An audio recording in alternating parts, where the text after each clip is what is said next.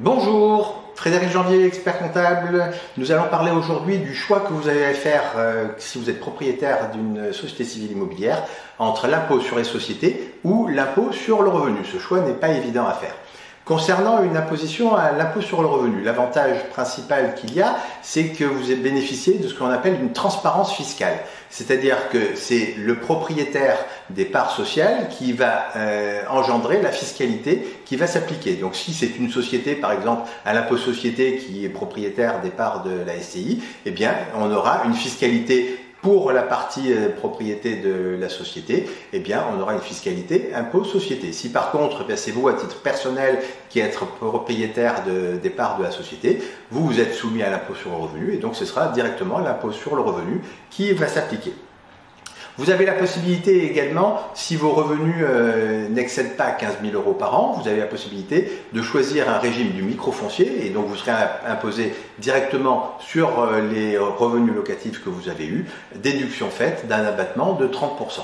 Si vous dépassez 15 000 ou si vous le souhaitez directement, eh bien vous avez la possibilité d'être fiscalisé sur la réalité de vos revenus, sachant qu'attention, sur une SCI, toutes les charges ne sont pas déductibles, mais vous pourrez déduire par exemple les intérêts d'emprunt que vous aurez réalisés pour acquérir votre bien. Vous avez la possibilité également d'imputer votre déficit éventuel sur vos impôts sur le revenu, donc c'est un avantage qui n'est pas négligeable. Cette imputation peut se faire jusqu'à 10 700 € par année. Le complément du déficit éventuel est reportable sur les années qui suivent.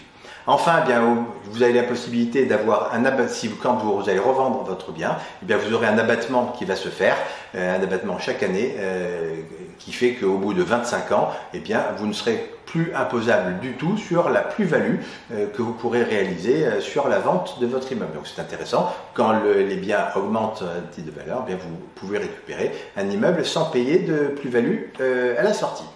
À l'impôt société, eh bien c'est un régime qui est réellement différent concernant cette plus-value, puisque là, vous avez acheté votre immeuble, tous les ans cet immeuble va s'amortir et donc vous allez déduire de vos revenus une somme forfaitaire qui va correspondre. Donc en général, on amortit un bien sur 25 ans si c'est du moderne ou 50 ans si c'est de l'ancien. Eh bien tous les ans, on va déduire une quote-part de l'acquisition de cet immeuble. Et donc ça permet d'avoir des revenus qui sont nettement moins conséquents au niveau de l'imposition.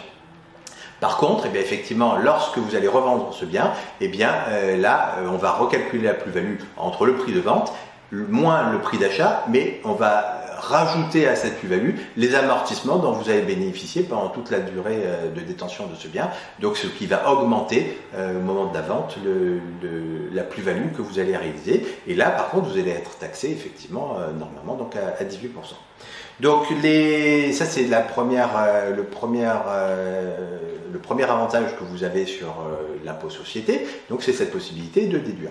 Deuxième avantage que vous avez, c'est que vous allez avoir une imposition des bénéfices, cette fois-ci de la société civile immobilière, qui vont être de 15% sur les 42 500 premiers euros de bénéfices, et au-delà de 42 500 € de bénéfices, ce sera une fiscalité de 25% qui va s'appliquer. Donc on voit qu'avec les 15% et les 25%, eh bien très rapidement, quand on a à titre personnel une fiscalité plus élevée, eh bien c'est plus intéressant d'aller vers des dividendes plutôt que vers un impôt revenu traditionnel.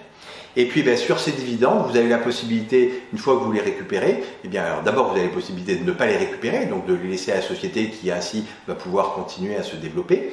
Et puis si vous les récupérez, vous aurez une fiscalité, vous aurez le choix entre la flat tax de 30% en prenant donc votre impôt revenu et la CSG-CRDS, donc 30% c'est un taux d'imposition qui est très très intéressant aujourd'hui en France et en Europe, et ou alors vous allez pouvoir choisir la fiscalité directement sur votre impôt revenu comme tous les revenus traditionnels, donc la fiscalité des dividendes sur votre impôt revenu avec une déduction de 40% de ces revenus.